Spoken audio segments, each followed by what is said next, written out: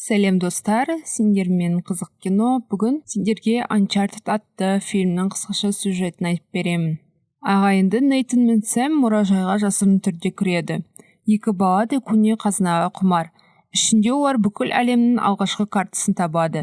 Оның көмегімен Магелланы алтын іздеуге шығып, сонда үйіне оралмайды. Дүние картасы ілінген витринаның есігін ашайын деп жатырғанда, екеуін мұражай күзетшілері ұстап алады. Нейтан мен Сэм жетім, сондықтан полиция оларды ұлдарға арналған жетімдер үйіне апарады. Сол жерден бұзақылар үшінші рет қашып кеткен болатын. Ұстаз Сэмді жазалау үшін өзінің жеке заттарын жинауға жібереді. Өйткені бұл жолы оны полиция бөлімшесіне аттандырады. Ағасының бөлмесіне кірген Нейтан Сэмнің түрмеге түскісі келмегендіктен қашқысы келетінін біледі. Нейтанға сақина сыйлап, інісіне қайтып оралуға уәде берген соң, Сэм балалар үйінен қашып кетеді. 15 жылдан кейін Нейтан Нью-Йорктегі барда жұмыс істейді. Бала өсіп, нағыз ұрыға айналады. Қызбен сөйлескен жігіт оның білезігін суырып алады. Нейтан Виктор Салливанмен кездеседі. Салли қыздың білезігінің ұрланғанын байқап, жігітті мұқият бақылайды. Виктордың айтуынша, оған Нейтан сияқты епті жігіт керек. Жігіт үшін бұл тіпті армандамаған жерлерге бару мүмкіндігі, бірақ Нейтан бұл ұсыныстан бас тартады. Салли бардан кеткеннен кейін Нейтан ұрланған білезіктің қалтасынан таппайды.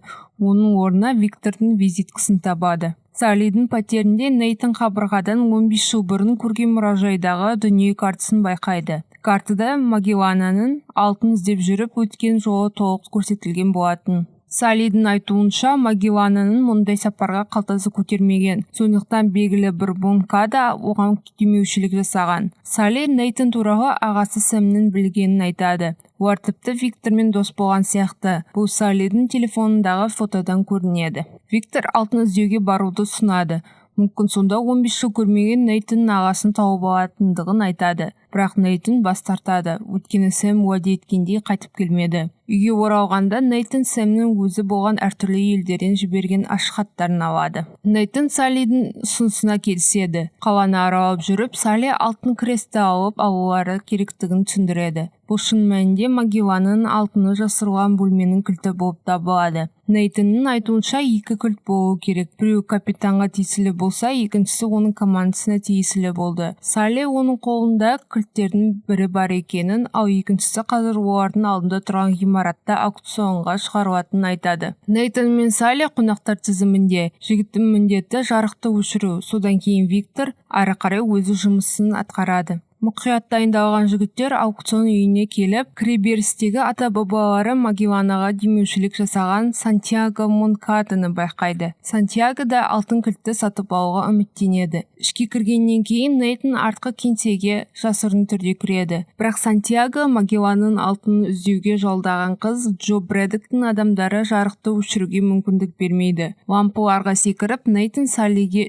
ішінде кілті бар кейсті ұрлауға мүмкіндік беріп, адамдардың назарын өзіне аударады. Испанияға барар жолда Нейтан мен Салли Магелланың жазбаларын зерттеп, алтынға жол Барселонада белгілі бір ағаштан басталатынын көрсетеді. Онда олар екінші крестің иесі Хлоямен кездеседі. Командада жұмыс істегісі келмей қыз кетіп қалады. Содан кейін Нейтан мен Салли өздерінің крестінің жоғалғанын байқайды. Көлігіне кірген қызды қуып жетіп, Нейтан алтынның қандайда бір ағаштың астында жасырулы екіталай екенін айтады. Мүмкін бұл одан әрі әрекет етудің кілті екенін және Нейтан мен Саллисіз Хлоя қазынаны таба алмайтынын айтады. Жігіт Салли мен Хлояны Ауле Мария шіркеуіне апарады. Оның елтаңбасы дәл Магеллана жазбаларындағы ағаш болып табылады.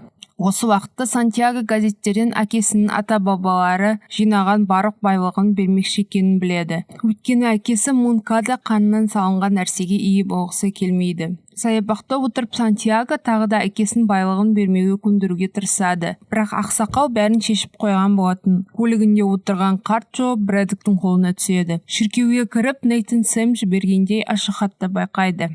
Еденде Салли шіркеудің подвалына апаратын баспалдақтардың орналасқан жерін көрсететін белгілерін табады. Іздеушілер Магеллана дәптерінен әртүрлі белгілерді табады. Соның арқасында алтын кілттерге арналған тесіктер ашылады. Баспалдақтың артында тұрған құпия есікті ашып, Нейтан мен Хлоя сол жерге барады, ал Салли болса сыртқа қарай аттанады. Сыртта Саллиді Джо бақылап тұрады. Қызмет туннельдерін аралап жүріп, Нейтан мен Хойя түнгі клубқа тап болады. Бардың үстінде олар тағы бір белгіні көреді. Нейтан Брэддоктың адамдарын алаңдатып жатқанда, Хойя тағы бір құпия есікті ашады. Оның артында ежелгі амфитеатр бар. Екі кілтті біріктіру арқылы Нейтан тағы бір есікті ашады. Оның артында ішінде тұзы бар, 4 үлкен орны бар бөлме бар. Орналар құлағаннан кейін Нейтан Магелланы Испанияға әкелмеген алтынның орнын белгіленген басқа картаны табады. Хойя мылтықты жігітке бағыттап, одан картаны алады. Нейтті талдырмай тұрып, Хойя Саллиден ағасы туралы сұрауға кеңес береді. Виктордың айтуынша, оларға Джо Брэддок шабуыл жасаған. Атыс кезінде Сэм жараланады, ал Салли қашып үлгереді.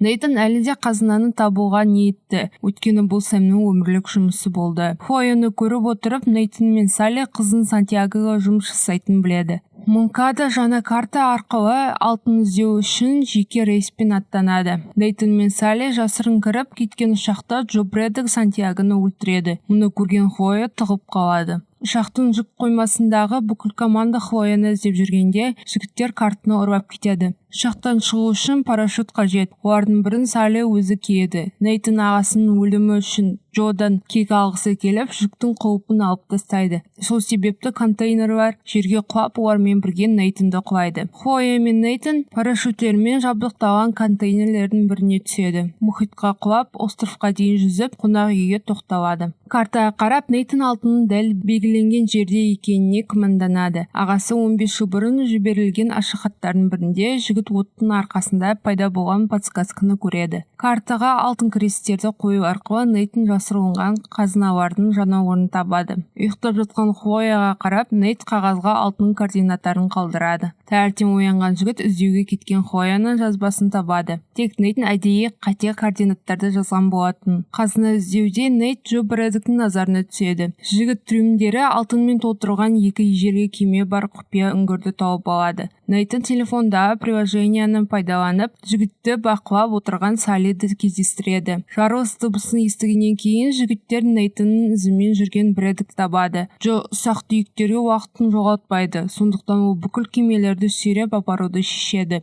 Рюкзактарын алтынмен толтырылғаннан кейін Салли мен Нейт палубаға шығып, Брэддоктың адамдарына шабуыл жасайды. Тікұшақтың тросымен көтеріліп, Салли екі ұшқышты лақтырып жібереді де басқаруды өз қолына алады. Брэддок тікұшақтың бағытын өзгерткенін байқап, Саллидің ізіне түседі. Трюмда бір қап порох пен пушканы тауып алған Нейт пушканы зарядтап, Брэддок тікұшағын қағып түсіреді. Джо өзі Нейттің кемесіне секіреді, ал екінші кеме тікұшақпен бірге жартастарға соғылады. Брэддок зәкірді түсіріп, кеме мен тікұшақты тоқтатады. Салли Брэддокқа алтын толы рюкзакты лақтырып, Нейтанды құтқарады. Джо суға құлап, оның үстіне кеме құлайды. Тікұшаққа мінгеннен кейін жігіттер төменде қайықтағы Хойяны байқайды. Оған Нейт қазынаның дұрыс емес координаттарын қалдырған болатын. Нейтан өзімен бірге алып үлгерген бірнеше алтын құймаларын шығарады. Салли бұған шексіз риза болады. Соңғы көріністе бір жігіт белгісіз түрме камерасында отырады. Ол картаға жазған мәтіннен бұл Нейтанның ағасы Сэм екені белгілі болады.